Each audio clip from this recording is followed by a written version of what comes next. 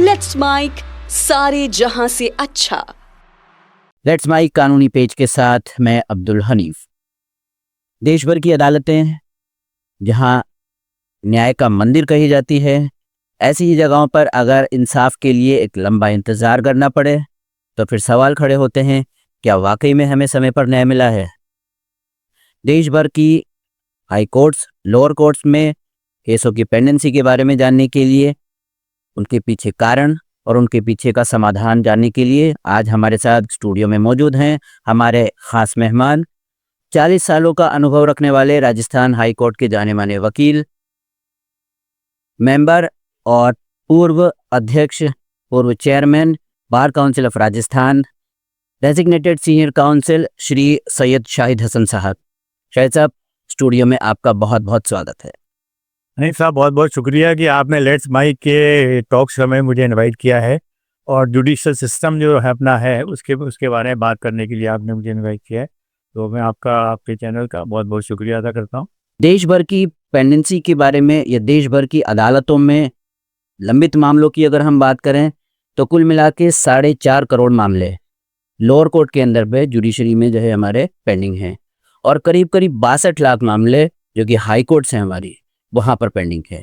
क्या ये गंभीर आंकड़ा नहीं है?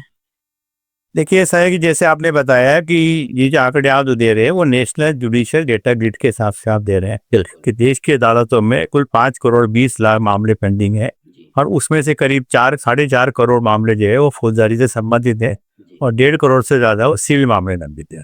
इसी तरह से जैसे आपने हाई कोर्ट ने बताया कि हाई कोर्ट में करीब 66 लाख मामले जो है पेंडिंग है और मैं राजस्थान की बात करूं तो राजस्थान हाई कोर्ट के अंदर करीब 6 लाख मुकदमे हाई कोर्ट में पेंडिंग है जी। और अभी जो डेटा आया है नेशनल ग्रिड का उसके अंदर ये है कि 1,80,000 से ज़्यादा मुकदमे 30 साल से ज़्यादा पुराने हैं। 30 साल से लोग जो है अपने न्याय पाने का इंतजार कर रहे हैं। अब देखिए, ऐसा है कि आपने जैसे बताया कि पेंडेंसी का एक मुख्य कारण क्या है और उसका समाधान किस तरह से हो। जी। देखिए, ऐसा है कि पेंडेंसी हाई कोर्ट, जहाँ तक मैं हाई कोर्ट में करता हूँ, 40 साल से मैं हाई कोर्ट में वकालत कर रहा हूँ, तो मैं हाई कोर्ट के बारे में आपको बता सकता हूँ कि हाई कोर्ट के अंदर जैसे राजस्थान हाई कोर्ट में 6 लाख केसेस पेंडिंग है। तो हाई कोर्ट में पेंडेंसी का मुख्य कारण क्या है कि देखिए कि हर आजकल पब्लिक अवेयरनेस बहुत ज़्यादा पब्लिक के अंदर हो गई है। हर आदमी अपने राइट्स के लिए बहुत ज़्यादा अवेयर है। जी। हाई कोर्ट में दो तरह का जुडिक्शन है। एक तो ओरिजिनल जुडिक्शन है, एक अपीलेट जुडिक्शन है। ओरिजिनल जुडिक्शन वो है जिसमें सीधा आदमी हाई कोर्ट के अंदर अप्रोच कर सकता है और एक अपीलेट जुडिक्शन वो है जिसके अंदर लोअर कोर्ट के आदेश से अपील हाई कोर्ट के अंदर होती है। तो ओरिजिनल जुडिक्शन के अंदर रिट जुडिक्शन जो होता है उसमें अंदर हाई कोर्ट में आदमी आता है, तो जहाँ भी कोई एग्जीक्यूटिव कोई गलत ऑर्डर पास करती है या अधिकारों का हनन होता है तो वहाँ आदमी जो है अपने अधिकारों के लिए हाई कोर्ट पहुँचता है। इसी तरह से जहाँ तक अपीलेट जुडिक्शन की बात है, एक सिविल अपीलेट जुडिक्शन है, क्रिमिनल अपीलेट जुडिक्शन है। सिविल मामलों की अपीलें हाई कोर्ट के अंदर होती है और क्रिमिनल मामलों की अपीलें भी हाई कोर्ट के अंदर होती है। तो सिविल मामलों, जहाँ तक क्रिमिनल मामलों के अपीलों का सवाल है, तो क्रिमिनल मामलों के अंदर जैसे अपील सजा नीचे की कोर्ट जब सजा कर देती है तो उसकी हाई कोर्ट के अंदर अपील होती है। हाई कोर्ट एक बार जब जमानत ले लेती है तो फिर वो जो केस जो होता है वो ड्यू कोर्ट्स में चला जाता है और उसका नंबर जो है वो सालों तक नहीं आता है। और जब अगर हाई कोर्ट जमानत नहीं लेती है तो भी जो है फिर वो केस जब हियरिंग में चला जाता है तो फिर भी 5-5 10 साल तक अपीलों का नंबर नहीं आता है। तो इसकी एक तो वजह पेंडेंसी की वजह ये है कि एक तो डिस्पोजल कम है और इंस्टीट्यूशन ज़्यादा है। जी। फैसले हो नहीं रहे हैं और नए केसेस आते जा रहे हैं, तो पेंडेंसी वो बढ़ती जा रही है क्योंकि वो मैंने जैसे आपको बताया कि अवेयरनेस लोगों में ज़्यादा है। इसके अलावा क्या है कि सबसे बड़ी पेंडेंसी की वजह जो हाई कोर्ट के अंदर है वो लोअर कोर्ट द्वारा अपने पावर्स को एक्सरसाइज नहीं करना है ना। तो जैसे सुप्रीम कोर्ट ने अपने केसेस में कहा है कि bail is a rule, refusal is exception, अर्थात बेल नियम है और जो है बेल खारिज करना एक अपवाद है। लेकिन जो है लोअर जुडिशरी क्या करती है कि ज़्यादातर मामलों के अंदर, छोटे छोटे मामलों के अंदर भी बेल लेना उचित समझती और वो बेल खारिज कर देती है। जो मजिस्ट्रेट ट्रायल के केसेस भी होते हैं वो भी हाई कोर्ट तक आ रहे हैं। अधिकतर केसेस बेल एप्लीकेशन के वो हैं जो मजिस्ट्रेट ट्रायल केसेस है वो हाई कोर्ट में आ रहे हैं। इसी तरह से इसलिए तो पेंडेंसी बढ़ रही है। तो जजों पे जो है वो भार बहुत ज़्यादा बढ़ता जा रहा है। अब क्या है कि एक जज सुबह से शाम तक, उसके पास टाइम से लिमिटेड है, उसको 5 घंटे सुनवाई करनी है। जी। 5 घंटे सुनवाई करते कितने केस सुन सकता है वो? 100 केस सुन सकता है, 125 केस सुन सकता है। लेकिन एक कोर्ट के अंदर 400-400 500-500 केसेस लगते हैं। तो एक जज के लिए ये फैसला करना, माइंड अप्लाई करना, हर एक केस को देखना बड़ा मुश्किल होता है। तो इस तरह ही पेंडेंसी बढ़ती जा रही है। It's time for news. It's time for more than radio. Presenting the first radio news app, Let's Mic.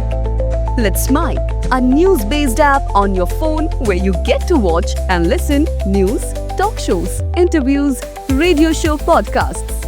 On Let's Mic, you get all relevant information of TV, print, radio, podcast, and digital. Let's Mic talks about every segment of life.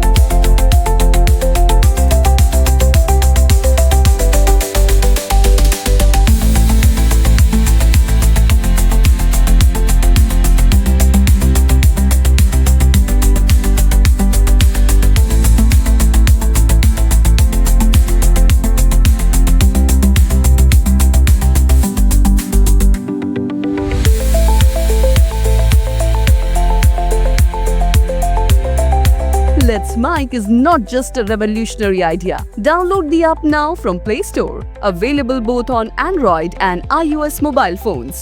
Follow us on YouTube, Instagram, Twitter, LinkedIn, Facebook, Telegram, WhatsApp, Snapchat. Let's talk, let's connect, and let's Mic.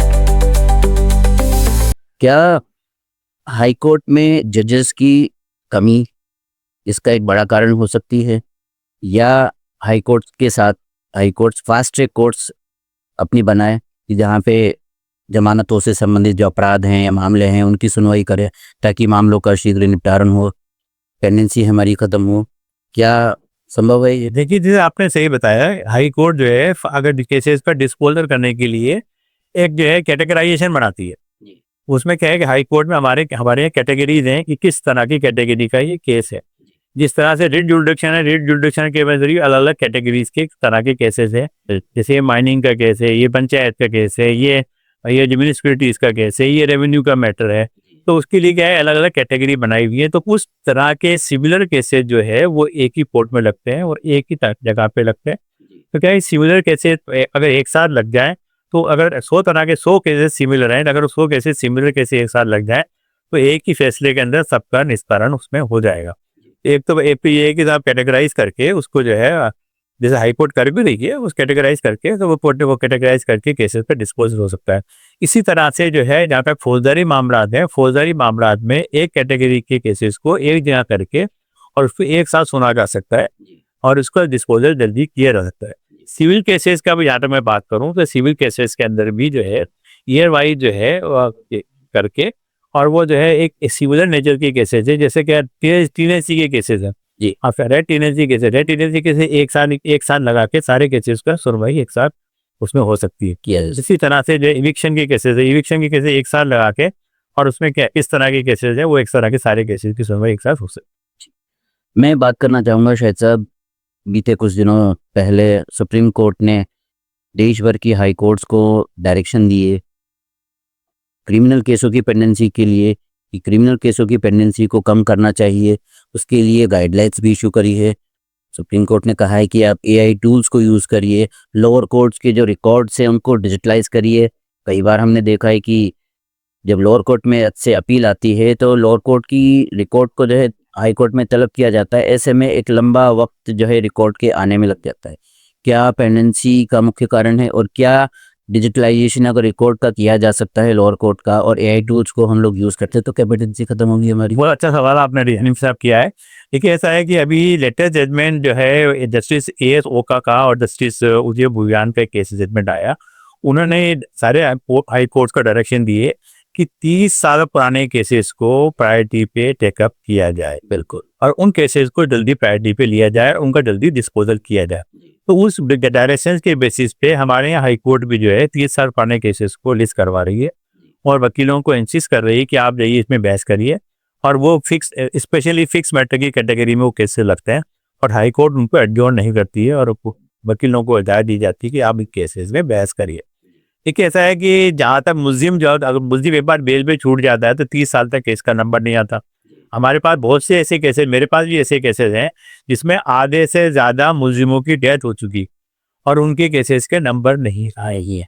तो क्या है कि उनको, लेकिन अब क्या है कि उसको मुस्लिम को तो न्याय मिल गया, वो तो ऊपर चला गया, उसको तो पता नहीं क्या हुआ, लेकिन जो विक्टिम था, जिसके साथ अन्याय हुआ था, उसको न्याय नहीं मिला। उसको न्याय नहीं मिला क्योंकि उसको वो विक्टिम ही सोचता है कि मुझे, मेरे साथ अन्याय करने वाले को सजा नहीं मिली। तो क्या है कि ये मुस्लिम के साथ साथ जो है विक्टिम को भी न्याय देने की बात है, और विक्टिम को न्याय देने के लिए जरूरी है कि केसेस का डिस्पोजल जल्दी हो। अब देखिए ऐसा है कि अब जहाँ तक ये तो बात सुप्रीम कोर्ट ने कह दी, आप 30 साल पुराने केसेस को टेकअप करिए। अब देखिए ऐसा है कि हाई कोर्ट के अंदर, हमारे यहाँ राजस्थान हाई कोर्ट के अंदर 50 जजेस की स्ट्रेंथ है जी, टोटल स्ट्रेंथ 50 है। 38 जो है परमानेंट जजेज हैं, 12 जो है वो एडिशनल जजेस है। अब हमारे यहाँ वैकेंसी है, अभी अधिकतर केसेस में होता है कि हाई कोर्ट जो है 50% या 60% ये स्ट्रेंथ पे काम कर रहा है, अभी भी 40% वैकेंसी हाई कोर्ट के अंदर है। तो मेरा ऐसा मानना है कि हाई कोर्ट में एक वैकेंसी फिलअप करने के लिए एक सिस्टम डेवलप होना चाहिए जी, कि जैसे ही वैकेंसी क्रिएट होने वाली हो, फौरन जो है वकीलों का या जुडिशियल अफसर का जो भी नाम भेजना है, उस नाम पहले ही भेज दिया जाए कि सर ये वैकेंसी क्रिएट होगी, और वैकेंसी क्रिएट होने के बाद में जो है इसको इस फना आदमी का नाम इसको ये अपॉइंट होगा। तो देखिए ऐसा है कि अगर ये हो जाए तो ये कि अगर वैकेंसी नहीं रहेगी तो 50 से, अगर 50 के स्टैंड से काम करेंगे तो उसका केसेस का डिस्पोजल भी जल्दी होगा और लोगों को तुरंत त्वरित न्याय मिलेगा। जहाँ तक आपने एआई टूल्स की बात करी, देखिए एआई जो है उसके फायदे भी हैं, नुकसान भी है। एआई जो है जो कि जो भी कोई नई चीज आती है, कंप्यूटर आया, कंप्यूटर को नुकसान भी दे, फायदे भी दे, मोबाइल आया, फायदे भी है, नुकसान भी है। इसी तरह से एआई टूल्स के भी फायदे भी नुकसान भी है। सबसे बड़ा फायदा तो एआई के अंदर एक रिसर्च वर्क के अंदर है कि रिसर्च वर्क जो है वो उसके अंदर वकीलों को फायदा है, जुडिशियल अफसर्स को भी फायदा है। इसी तरह से एआई के अंदर जो है आपको कोई रिकॉर्ड जो है डेवलप करना है, रिकॉर्ड बनाना है या रिकॉर्ड को कैटेगराइज करना है, तो वो एआई टूल जो है उसकी मदद कर सकता है खुद आसानी से, वो एआई टूल्स है ना उसका। इस तरह से क्या है कि रिकॉर्ड का डिजिटलाइजेशन बहुत जरूरी है। देखिए ऐसा है कि अगर जो है ऑनलाइन सारी रिकॉर्ड होगा तो क्या है, देखिए ऐसा है ट्रायल कोर्ट को स्टेटमेंट रिकॉर्ड करता है, ट्रायल कोर्ट एविडेंस देता है, तो ट्रायल कोर्ट के अंदर अगर हम रिकॉर्ड को डिजिटलाइज कर देंगे तो क्या है कि हाई कोर्ट में के अंदर ऐसे कैसे वो डिजिटल के थ्रू ऑनलाइन के जो है वो रिकॉर्ड हाई कोर्ट में चला जाएगा जी। और जो रिकॉर्ड को मेंटेन करना है या रिकॉर्ड को संभाल के रखना है या रिकॉर्ड गुम नहीं जाए या रिकॉर्ड को इनमें लाने में ले जाने में देरी हो रही है, वो सब डिजिटलाइजेशन होने के बाद में ये समस्या दूर हो जाएगी और इसमें केसेस का डिस्पोजल जल्दी होगा जी। आपने जजेस की कमी के बारे में बात की, क्या कॉलेजियम सिस्टम जजेस की कमी का एक मुख्य कारण है और उसकी वजह से पेंडेंसी जो है प्रभावित हो रही है हमारी? तो कॉलेजियम सिस्टम में कुछ चेंजेस या कॉलेजियम सिस्टम को अपडेट करना, पारदर्शिता लाना, ताकि जजेस की कमी को पूरा किया जा सके, ताकि पेंडेंसी हमारी खत्म हो। देखिए ऐसा है कि पीछे ये देखिए जो पहले गवर्नमेंट जो है जुडिशियल अकाउंटेबिलिटी बिल लेके आई थी और गवर्नमेंट ने जो है हाई कोर्ट हायर जुडिशरी के अंदर अपार्टमेंट अपने हाथ में लेने की बात कही थी। लेकिन एनजेसी पे जो जजमेंट जो है एक लार्जर बेंच का जजमेंट आया, उन्होंने सुप्रीम कोर्ट ने ये कह दिया कि साहब collegium system is the best system और कॉलेजियम के जरिए ही जो है अपॉइंटमेंट होंगे। अब कॉलेजियम के जरिए अपॉइंटमेंट जब होंगे तो उसके लिए एक MOP मेमोरेंडम ऑफ प्रोसीजर जो है इन्होंने बनाया हुआ है और मेमोरेंडम प्रोसीजर के अंदर जो है वो सुप्रीम हाई कोर्ट जजेस के लिए हाई कोर्ट का जो कॉलेजियम होता है वो नाम रिकमेंड करता है और फिर वो नाम जो है वो सुप्रीम कोर्ट भेजे जाते हैं। उसके बाद गवर्नमेंट जो है उसकी IB वो कराती है। तो मेरा ऐसा मानना है कि हाई कोर्ट का जो कॉलेजियम है उसको भी हाई कोर्ट जज अपॉइंट करने के लिए जो है वैकेंसी देख के तुरंत ही जो है योग्य उम्मीदवारों के नाम जो है वो रिकमेंड करना चाहिए, क्योंकि हाई कोर्ट पे ध्यान रखना चाहिए कि हमारी इतनी वैकेंसी है और ये वैकेंसी फॉर या फ्यूचर वैकेंसी क्रिएट होने वाली है, तो उसका कॉलेजियम में नाम उसको टाइम बाउंड एक सिस्टम हो। जैसा कॉलेजियम जो है वैकेंसी क्रिएट होने के 3 महीने पहले या ये नाम रिकमेंड करेगा और वो जो है 3 महीने के अंदर जो है वो सेंट्रल गवर्नमेंट के पास और सुप्रीम कोर्ट के पास वो नाम पहुंच जाएंगे और सुप्रीम कोर्ट जो है एक टाइम बाउंड प्रोग्राम के तहत जो है उस कॉलेजियम द्वारा भेजे गए नामों के ऊपर विचार करेगा और सरकार जो है वो जो है कॉलेजियम सुप्रीम कोर्ट कॉलेजियम द्वारा भेजे गए नामों पर एक टाइम बाउंड फ्रेम के अंदर अपॉइंटमेंट करेगी। तो अगर वैकेंसी फिलअप हो जाएगी, टाइम से फिलअप हो जाएगी, टाइम पूरी स्टैंड पर अगर हाई कोर्ट काम करेगी तो मेरा ऐसा मानना है कि डिस्पोजल भी जो है उसमें जल्दी होगा। अब हाई कोर्ट 50% में काम कर रही है, इंस्टीट्यूशन ज़्यादा है, डिस्पोजल कम है, तो इसमें ये क्या नुकसान क्लाइंट का हो रहा है, लोग अपने न्याय का इंतजार कर रहे हैं। तो अगर कॉलेजियम सिस्टम में इम्प्रूवमेंट अगर ये हो जाए और अगर जुडिशरी और एग्जीक्यूटिव तो ये बैठ के ये आपस में तय कर लें कि साहब इस तरह से सिस्टम हमारा होना चाहिए, तो ताकि अपॉइंटमेंट में डिले नहीं हो। तो अगर ये ऐसा होगा तो जाहिर सी बात है जल्दी अपॉइंटमेंट होंगे और लोगों को न्याय जल्दी मिलेगा। It's time for news. It's time for more than radio. Presenting the first radio news app, Let's Mike. Let's Mike, a news-based app on your phone where you get to watch and listen news, talk shows, interviews, radio show podcasts. On Let's Mike, you get all relevant information of TV, print, radio, podcast, and digital. Let's Mike talks about every segment of life.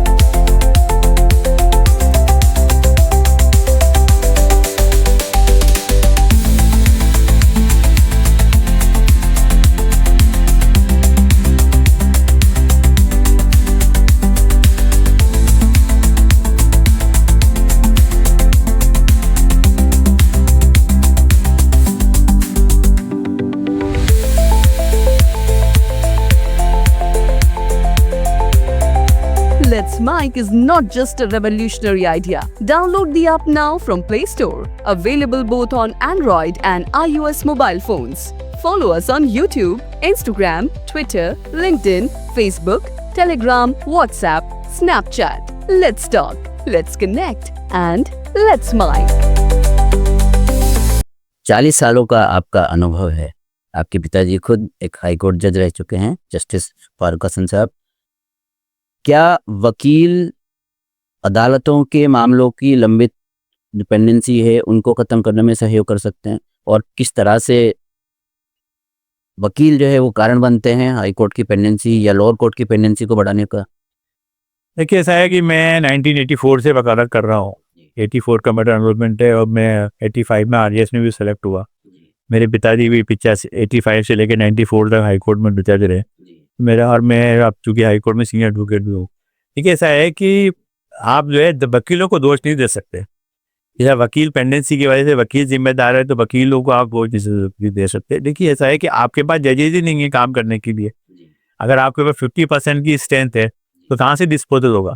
ठीक है, ऐसा है कि अगर आपके पास Rajasthan high court में 50 जज हैं और अगर 50 जजों में अगर 10 DB बनाते 40 बेंचें चलेंगी, 40 बेंचें चलेंगी और केसेस लगेंगे तो वकील को अपना बहस करनी पड़ेगी, कोर्ट अपना वकील को बुलाएगी और बहस करेगी। ठीक है, ऐसा है कि हाल नहीं, यहाँ तक मेरा ऐसा मानना है कि वकील जो है वो नए केसेस में ज़्यादा इंटरेस्टेड रहते हैं। अब जैसे ऐसा है कि मेरे पास 30 साल पुराना 35 साल पुरानी अपील है तो मैं उसमें इंटरेस्टेड कम रहूँगा, क्योंकि मुझे वो पुराना केस है, उसके अंदर पता नहीं क्लाइंट भी आता है नहीं आता है। अब नया केस मेरे पास जब आता है तो मैं नए केस में ज़्यादा इंटरेस्टेड रहता हूँ कि नए केस में आज की डेट में फीस मिलती है। आज से 35 साल मुझे पहले जो मुझे फीस मिली थी वो जाहिर सी बात है मुझे फीस बहुत कम मिली हुई। तो इसलिए क्या है कि वकील भी इसमें नए केसे में इंटरेस्ट ज़्यादा लेते हैं। लेकिन क्या है कि जब फुल स्ट्रेंथ पे काम जज कोर्ट करेगी तो जाहिर सी बात है वकील को बहस करनी पड़ेगी और डिस्पोजल होगा। सुप्रीम कोर्ट का पूरा फोकस पेंडेंसी खत्म करने पे है। इसी को लेकर राष्ट्रीय लोक अदालतों का नियमित आयोजन हो रहा है। क्या राष्ट्रीय लोक अदालतें पेंडेंसी खत्म करने में सहयोगी है और कितना फर्क पड़ा है, इस बारे में कुछ आप कहना चाहें? देखिए, राष्ट्रीय लोक अदालतों ने अच्छा काम किया है, नो डाउट काम अच्छा किया है और वकीलों ने भी इसमें सहयोग किया है। देखिए, ऐसा है कि लोक अदालतें जो है एक पर्टिकुलर टाइप के जो केसेस हैं वो लोक अदालत के माध्यम से जो है वो निपटाए जा सकते हैं। देखिए, ऐसा है कि सरकार भी इसमें सहयोग करे।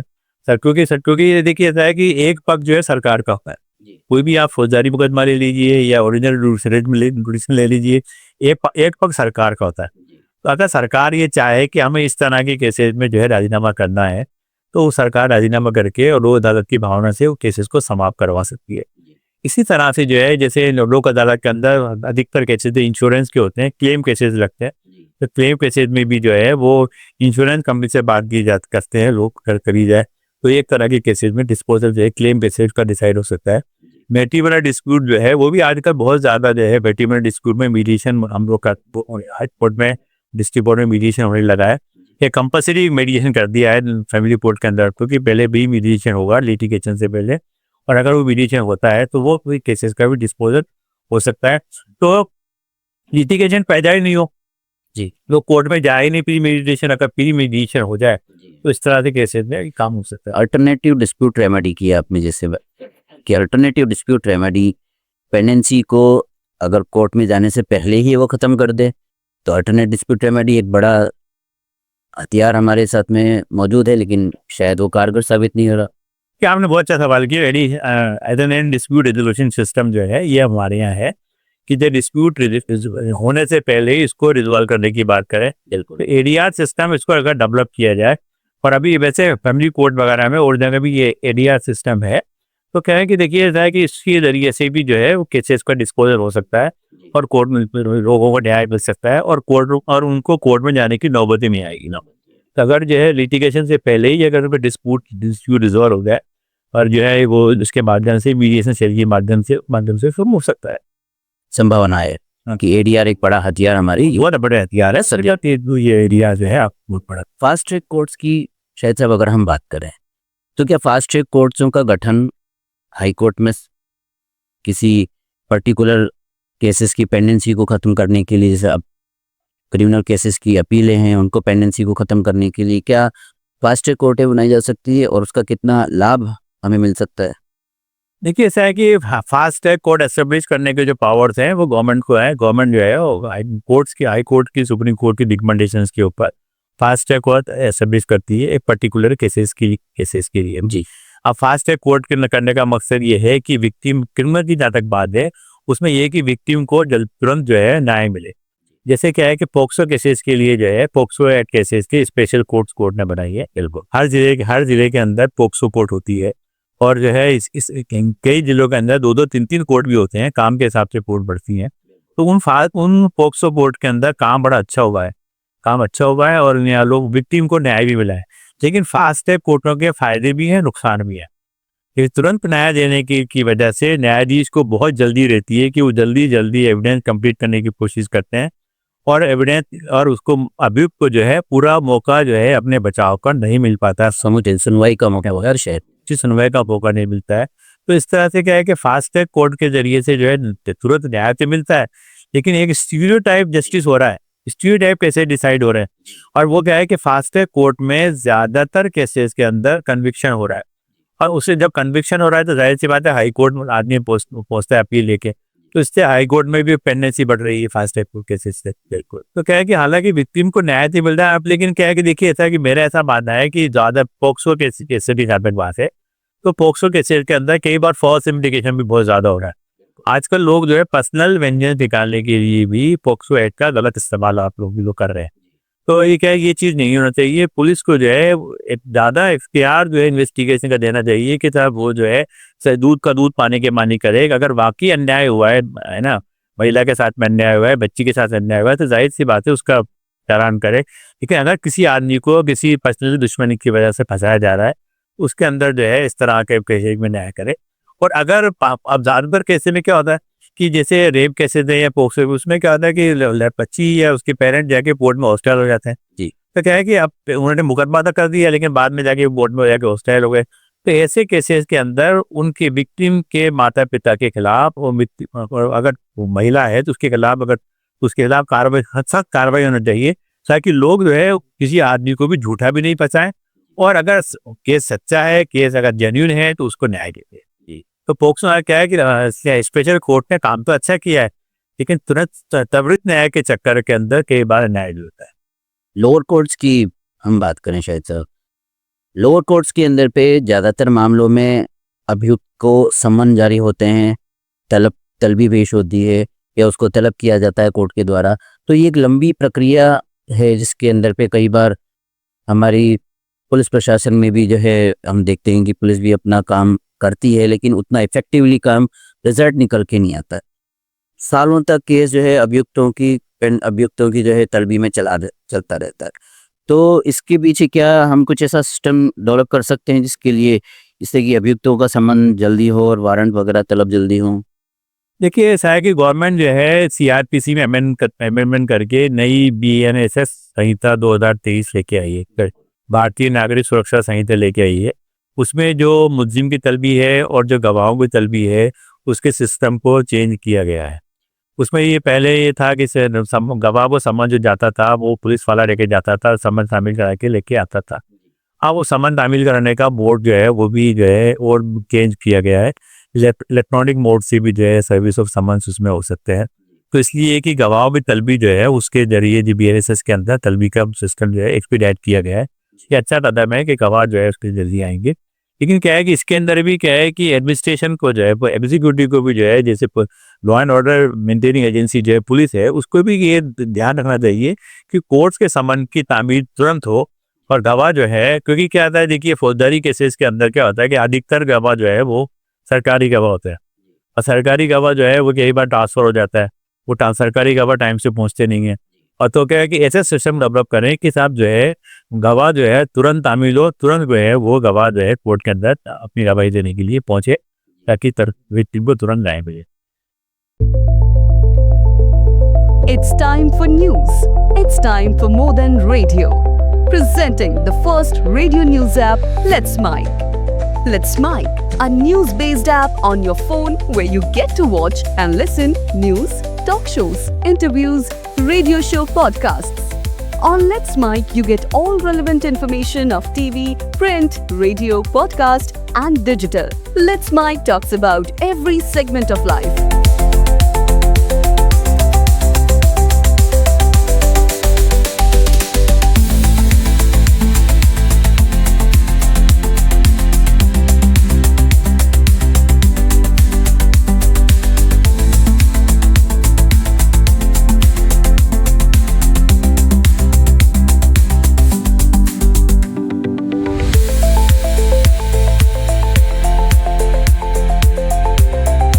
Let's Mike is not just a revolutionary idea. Download the app now from Play Store. Available both on Android and iOS mobile phones. Follow us on YouTube, Instagram, Twitter, LinkedIn, Facebook, Telegram, WhatsApp, Snapchat. Let's talk, let's connect, and let's Mike.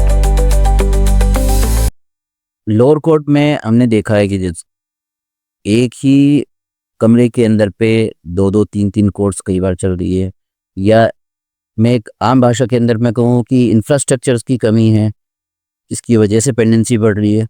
राज्य सरकारें इस दिशा में क्या काम कर रही हैं और राज्य सरकारों को क्या काम करना चाहिए, इस बारे में कुछ? देखिए कोर्ट्स में इंफ्रास्ट्रक्चर के लिए हमारी बार काउंसिल भी बहुत लड़ती रही है। हमें बार बार हम लोग लिखते हैं कि कोर्ट्स में इंफ्रास्ट्रक्चर डेवलप किया जाए, कोर्ट में जो है बैठने की जो है प्रॉपर इंतजाम हो, और कोर्ट का नहीं वकीलों का भी हो। अगर वकीलों के भी बैठने के इंतजाम सही होंगे, वकीलों को भी अच्छा स्थान बैठने के लिए मिलेगा, अच्छा माहौल मिलेगा, तो वकील भी काम में इंटरेस्ट लेगा, और कोर्टों के अंदर जाके वकील भी जो है काम को डिस्पोजल कराने में इंटरेस्ट लेगा। जहाँ तक लोअर जुडिशरी की बात है, देखिए ऐसा है कि कोर्ट्स के अंदर, हालांकि ये तो खैर मैं नहीं कह सकता कि एक कमरे में दो कोर्ट चल रही, दो कोर्ट तो नहीं होती हैं, लेकिन फिर भी जो है कोर्ट्स में इंफ्रास्ट्रक्चर की कमी है। जैसे आजकल क्या है कि गर्मी बहुत पड़ रही है, गर्मी के अंदर क्या है कि कोर्टों में एसी तो है, लोअर कोर्ट में एसी नहीं है, वहाँ कूलर भी जो है ढंग से काम नहीं करते। अब जो एटमॉस्फेयर जो है वो काम का एटमॉस्फेयर वहाँ बन नहीं पाता। अब क्या है कि प्रिजाइडिंग ऑफिसर वो अगर 7 घंटे वहाँ बैठेगा बोर्ड के अंदर, तो वो काम की इसकी स्पीड जो है वो नहीं कर पाती।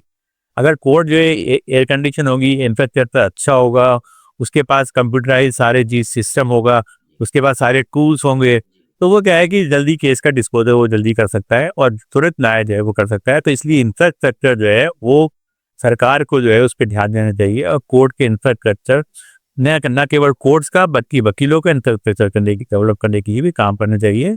इससे भी जो है काम डिस्पोजल में तेजी आएगी। हाई कोर्ट्स में वर्चुअल हियरिंग की हम बात करें, वर्चुअल हियरिंग से कितना फर्क पड़ेगा? क्योंकि अधिवक्ता कई बार एक जगह होता है, वो समय पर एक कोर्ट से दूसरी कोर्ट पे नहीं पहुंच सकता। ऐसे में वर्चुअल हियरिंग कितना फ़ायदा पहुंचा सकती है उस पेंडेंसी को ख़त्म करने के लिए? और लोअर जुडिशरी की मैं बात करना चाहूँ साथ में कि लोअर जुडिशरी में जहाँ पे अभी इंफ्रास्ट्रक्चर इतना डेवलप नहीं हुआ है, वहाँ पे वर्चुअल हियरिंग कितना इफेक्टिव है?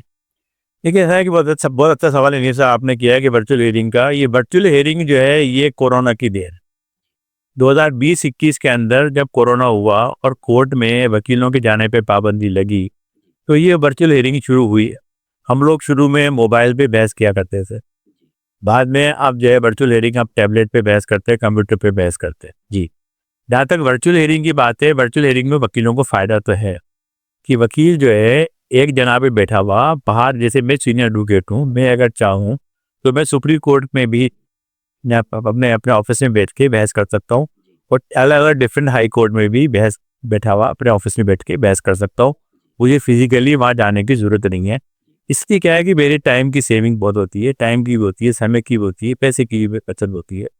तो वर्चुअल हियरिंग का फ़ायदा तो है, लेकिन नुकसान भी ये है कि जो है एक सेल्फ सेटिस्फेक्शन जो होता है कि एक जज के सामने बहस करने में और एक वर्चुअल बहस करने में कभी फ़र्क होता है। क्योंकि फिजिकल हियरिंग में क्या होता है कि आपकी बॉडी लैंग्वेज, जज का एटीट्यूड, जज का मूड किस तरह का है, ये सारी चीज़ें आप फिजिकल अपीयरेंस से ही आप ये कर सकते हैं। लेकिन हाँ, जहाँ तक वर्चुअल हियरिंग की बात है, वर्चुअल हियरिंग के फ़ायदे तो बहुत है कि एक ही जगह वकील जो है अब डिफरेंट हाई कोर्ट्स में, सुप्रीम कोर्ट में, डिफरेंट कोर्ट्स में ये काम कर सकते हैं। लेकिन अभी क्या है कि डिस्ट्रिक्ट कोर्ट के अंदर वर्चुअल हियरिंग की कमी है। वर्चुअल हियरिंग जो है वो उसको सिस्टम को डेवलप करने की ज़रूरत है। प्रॉपर स्क्रीन, प्रॉपर कंप्यूटराइजेशन हो, प्रॉपर कंप्यूटर लोगों के पास हो, इंस्ट्रूमेंट हो, वो सब चीज़ें अगर होंगी तो क्या है कि आदमी जो है वर्चुअल हियरिंग के जरिए भी कर सकता है।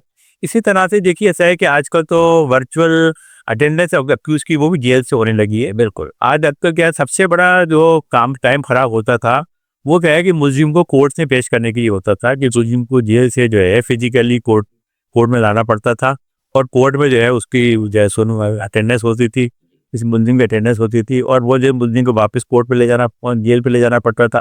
इतना जो है उसमें इतना काम जो है बहुत ज़्यादा बढ़ जाता था कि आप 5 पुलिस वाले उसको लेके आते थे, 5 उसको वापस छोड़ के आते थे, जेल में एंट्री होती थी, कोर्ट में आता था।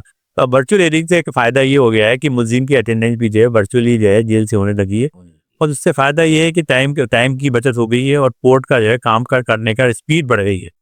स्पीड बढ़ गई कि कोर्ट को जो है अननेसेसरी जो है मुलजिम को हाजिर पेश होने की जरूरत नहीं है। तो वर्चुअल हियरिंग से फ़ायदा तो बहुत है। ई कोर्ट्स के बारे में बात करना चाहेंगे। ई कोर्ट्स परियोजना केंद्र सरकार लेकर आई है, कितना लाभकारी है, कितना फ़ायदेमंद है आम जनता के लिए, वकीलों के लिए और खुद जजेस के लिए? देखिए, ऐसा है कि अब ई कोर्ट्स की जहाँ तक बात है, आप ई कोर्ट में ई फाइलिंग जो है वो होती है। हमारे यहाँ जैसे ई फाइलिंग आपके आजकल अधिकतर केसेस के अंदर ई फाइलिंग होने लग गई है कि आप जो है अपनी पिटीशन जो है ई फाइलिंग कर दीजिए, और ई फाइलिंग जो है वो कंसर्न जज के पास वो पहुंच जाती है, और कंसर्न जज जो है वो पहले ही जो है ई फाइलिंग के अंदर ऑनलाइन अपना फाइल को पढ़ के आ सकता है कि इसने अपने ई फाइल के जरिए क्या रिलीफ मांगा है और क्या इसको रिलीफ मिलना चाहिए। देखिए जाए तो वो जो है, अगर ये इसी तरह से रिप्लाई भी जो है ई फाइलिंग के जरिए चला जाता है, दूसरी पार्टी का रिप्लाई भी ई फाइलिंग के जरिए हो जाता है, तो कोर्ट जो है ई फाइलिंग के जरिए जो है वो सारा अपना माइंड मेकअप कर सकती है। और उसके अंदर जो है देखिए कि वकील का काम भी कम हो जाता है कि वकील कोर्ट जो है जब स्टडी करके आएगी पूरी चीज़ों की, उसको फिजिकल फाइल ले जाने की ज़रूरत नहीं है। ये अपने कंप्यूटर पे, लैपटॉप पे ही वो जो है फाइल स्टडी करके जब आएगी, कोर्ट आएगी, तो एक वकील को पर्टिकुलर सवाल ही वो पूछेगी, और उस वकील अपने सवाल का जवाब दे देगा। ये अगर वर्चुअली बहस कर रहा है तो वर्चुअली वो उससे वह सवाल पूछ लेगी और फैसले हो जाएंगे। आजकल तो ये है कि फॉरेन में तो ये बोलने लगे आप दोनों पार्टी अपनी ई फाइलिंग कर दीजिए, और कोर्ट भी ई फाइलिंग के जरिए अपना फैसला ई कोर्ट के जरिए फैसला भी कर देता है, फैसला होती है। तो आजकल क्या है कि फिजिकल अपीयरेंस की जरूरत नहीं है, ई फाइलिंग के जरिए सारा होता है। ये अच्छा है, लेकिन जैसे मैंने आपको बताया कि अगर हर चीज़ के फायदे भी नुकसान भी है, तो अगर क्या है कि अगर आदमी जो फिजिकल अपीयरेंस के जरिए जो न्याय मिल सकता है वो हो सकता है ई फाइल के जरिए नहीं मिले। जी, ये देखिए, चीज़ है। बात करना चाहेंगे गाँव ढाणियों में मौजूद हमारी कोर्ट्स के बारे में। गाँव ढाणियों में जब हम बात करते हैं एआई टूल्स की, ई कोर्ट्स परियोजना की या वर्चुअल हियरिंग की, तो क्या ये वहाँ पर इतनी समर्थ हैं, या हमारा एजुकेशन, हमारा जुडिशियल सिस्टम जो हमारा है, क्या वो इतना सक्षम है कि इन परियोजनाओं को, एआई टूल्स को वहाँ पर हम लोग अप्लाई करें और वहाँ से हम लोग रिजल्ट निकाल सकें? अच्छा सवाल है कि आपका, जैसे क्या है कि आजकल ग्रामीण न्यायालय बहुत खुल रहे हैं, ग्रामीण न्यायालय भी खुले हैं, ग्रामीण के अंदर इसी तरह से मोबाइल कोर्ट्स भी हैं, जो मोबाइल कोर्ट जो है वो ग्रामों में जाती है और फैसला करती है। वो छोटे छोटे मामले जो होते हैं, छोटे छोटे मुकदमे जो हैं, उनका फैसला वो ग्रामीण न्यायालय के माध्यम से वहाँ पे किया जाता है। और देखिए, गवर्नमेंट का भी एक प्रोजेक्ट है कि साहब हर पंचायत हेडक्वार्टर के ऊपर जो है वो ई मिर्ची की सुविधा हो, और वो वहाँ पे कंप्यूटराइजेशन की सुविधा हो, तो गांव कोई भी चीज़ जो है वो अपना गांव वाला जो है वहाँ पे ई मित्र पे जाके, और या पंचायत हेडक्वार्टर पे जाके, जहाँ पे कंप्यूटर की सुविधा सरकार ने दे रखी है, तो सरकार को उपलब्ध करानी चाहिए। तो अगर वो कोई ई फाइलिंग करनी है या जो है उसको वर्चुअली बहस करनी है, तो वहाँ पे उसका इस्तेमाल पे बनाया जाए या किस स्थान से चिन्हित किया जाए।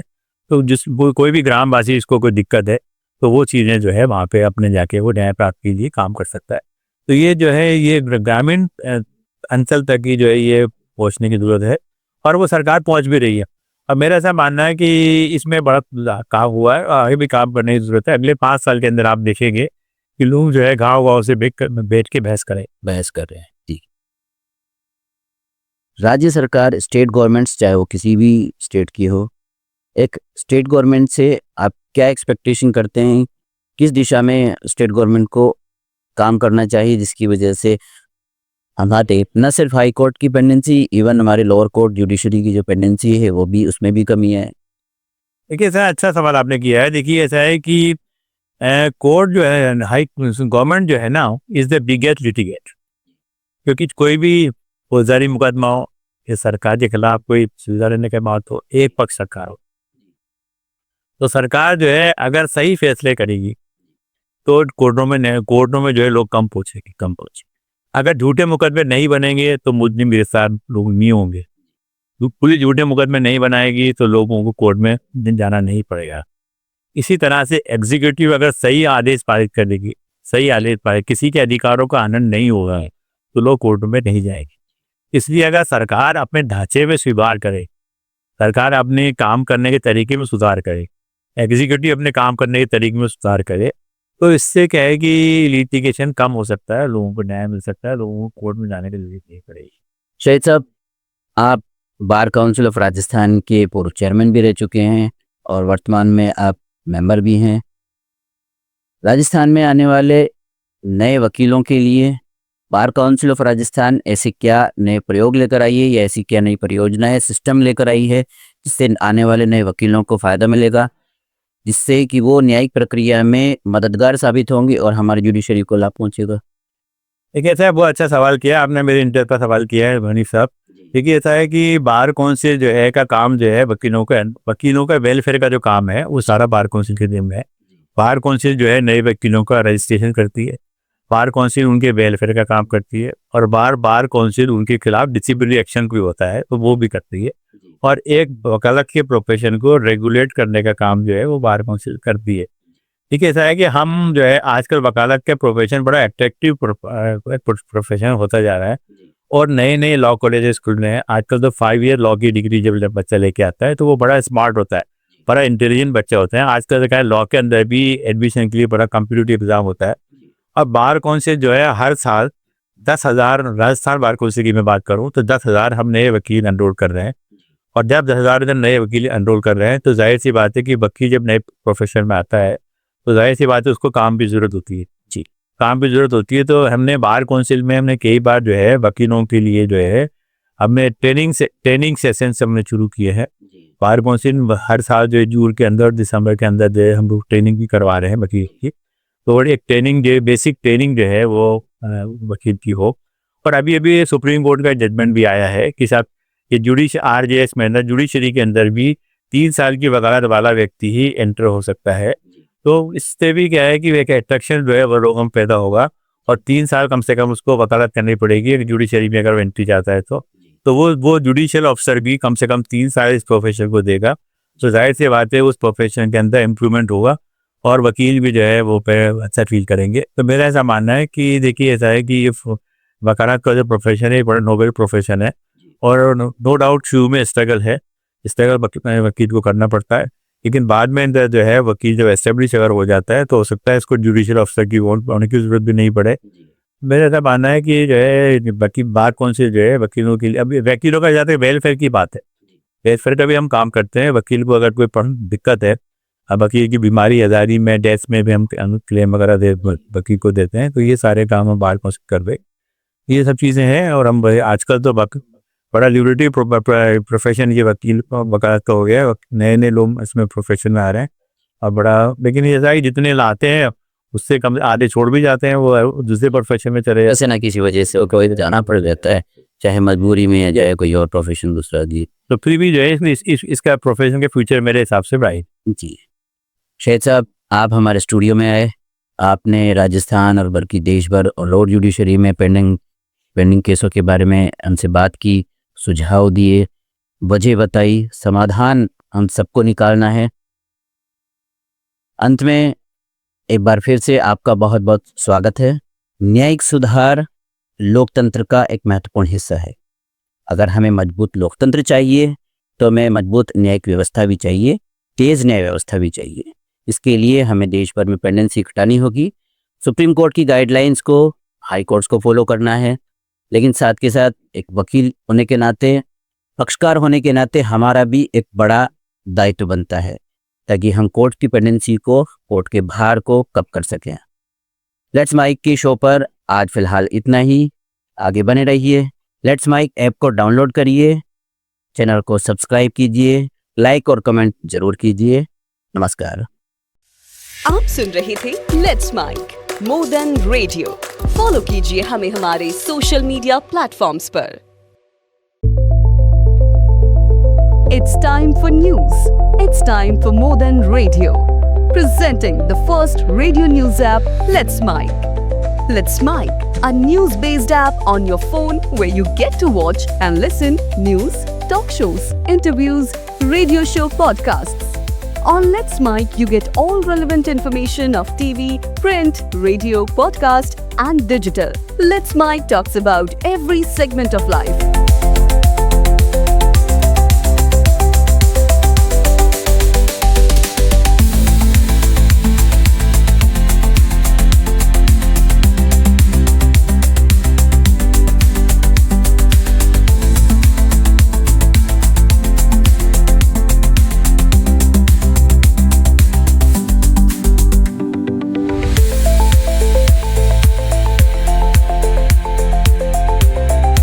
Let's Mic is not just a revolutionary idea. Download the app now from Play Store. Available both on Android and iOS mobile phones.